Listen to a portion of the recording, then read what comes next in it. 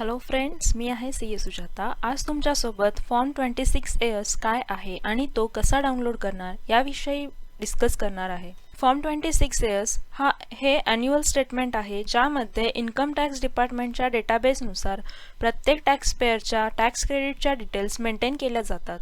Form 26AS tax पेअरच्या पॅनच्या against किती tax credit आहे हे रिफ्लेक्ट करतो। ITR फाईल करत असताना फॉर्म 26AS हा महत्त्वाचा डॉक्युमेंट आहे। तर आता आपण बघूयात की फॉर्म 26AS मध्ये काय असते। या ठिकाणी तुमच्या इन्कमवर किती टॅक्स डिडक्ट केलेला आहे हे दिसून येते। म्हणजेच तुमच्या एम्प्लॉयरने सॅलरीवरती टॅक्स डिडक्ट केलेला असेल किंवा बँकेने डिपॉझिट्सवर टॅक्स डिडक्ट केलेला असेल आणि त्याचसोबत रेंट इन्कमवर टेनंटने टॅक्स डिडक्ट केलेला असेल तर तो इथे दिसेल।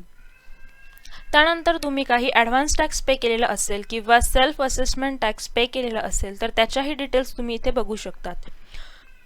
तुमचा काही टॅक्स कलेक्टेड ॲट सोर्स असेल तर त्याच्याही डिटेल्स यामध्ये तुम्ही बघू शकतात। इन्कम टॅक्स डिपार्टमेंटने तुम्हाला त्या पर्टिक्युलर फायनान्शियल इयरमध्ये काही इन्कम टॅक्स रिफंड दिलेला असेल तर त्याच्याही डिटेल्स 26AS मध्ये असतात।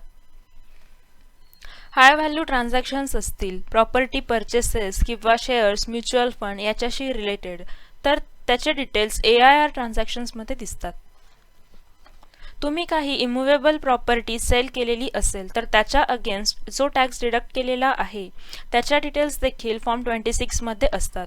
यासाठी इमूवेबल प्रॉपर्टीची किंमत 50 लाखांच्या वरती असेल तर त्याच केसमध्ये टॅक्स डिडक्ट होतो आणि तो इथे रिफ्लेक्ट होतो। आता आपण बघूयात की फॉर्म 26AS कसा डाउनलोड करणार। यासाठी मला इन्कम टॅक्सच्या साईटला लॉग इन करावे लागेल।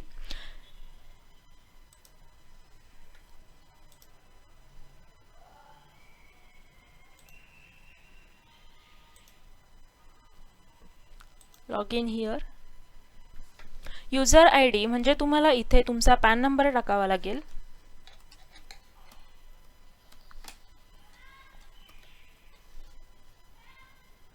त्यानंतर इथे password,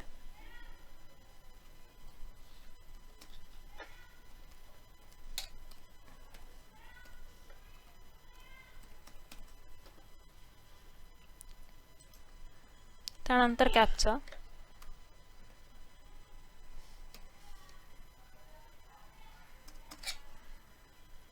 log in.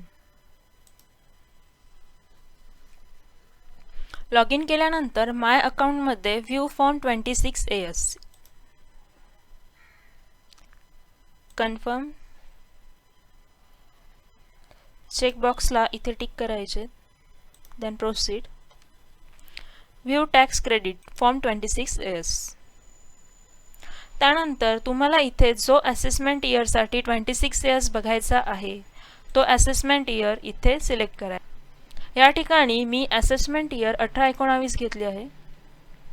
View as तर यामध्ये दोन ऑप्शन्स दिलेले असतात, HTML आणि टेक्स्ट। तर HTML मी घेणार। View and download, export as PDF। तर आता आपण बघू शकता आपला फॉर्म 26AS डाउनलोड झालेला आहे। या ठिकाणी तुमचा पॅन नंबर दिलेला असतो, name of SSC, address of SSC, financial year, assessment year. त्यानंतर इथे पार्ट A मध्ये टॅक्स डिडक्टेड ॲट सोर्स याच्या डिटेल्स दिलेल्या असतात, म्हणजेच तुमचा TDS। या ठिकाणी नेम ऑफ द डिडक्टर म्हणजे तुमचा टॅक्स कुणी डिडक्ट केलेला आहे। तुमचा एम्प्लॉयर असेल तर एम्प्लॉयर किंवा मग तुमची बँकही असू शकते, ज्याने कुणी टॅक्स डिडक्ट केलेला असेल त्याचे नाव इथे रिफ्लेक्ट होणार। त्यानंतर अमाऊंट किती क्रेडिट केली आहे तर टॅक्स डिडक्टेडच्या अगेन्स्ट तर ती अमाऊंट इथे दिसते। त्यानंतर टोटल टॅक्स किती डिडक्ट केलेला आहे वर्षभरात तोही इथे दिसणार। इथे तुम्ही बघू शकता की इथे सेक्शन दिलेला आहे की कोणत्या सेक्शनच्या अंडर TDS डिडक्ट केलेला आहे। तर हा 194A चा आहे, म्हणजेच हा बँकेने TDS डिडक्ट केलेला आहे डिपॉझिट्सवरती। त्यानंतर पार्ट A1 यामध्ये tax deducted at source for 15G और 15H। तर या केसमध्ये ज्यावेळेला तुम्ही बँकेमध्ये फॉर्म 15G इश्यू करतात तर त्या केसमध्ये तुमचा टॅक्स डिडक्टेड जो असतो तर तो नील असतो. या ठिकाणी तुम्ही बघू शकता इथे टॅक्स डिडक्टेड जो आहे तो 0 आहे, पण या ठिकाणी तुमचं टॅक्स अमाऊंट क्रेडिटेड किती आहे तर ही इथे येते. म्हणजे तुम्हाला बँकेकडनं इंटरेस्ट इन्कम जो मिळालेला आहे तर तो हा इतका आहे आणि त्यावरती टॅक्स डिडक्टेड 0 आहे, कारण या ठिकाणी तुम्ही 15G इश्यू केलेला होता. याचप्रमाणे खाली पार्ट A2 मध्ये tax deducted at source on sale of immovable property, TDS on rent of property under section 194 IB याच्या डिटेल्स दिसतात.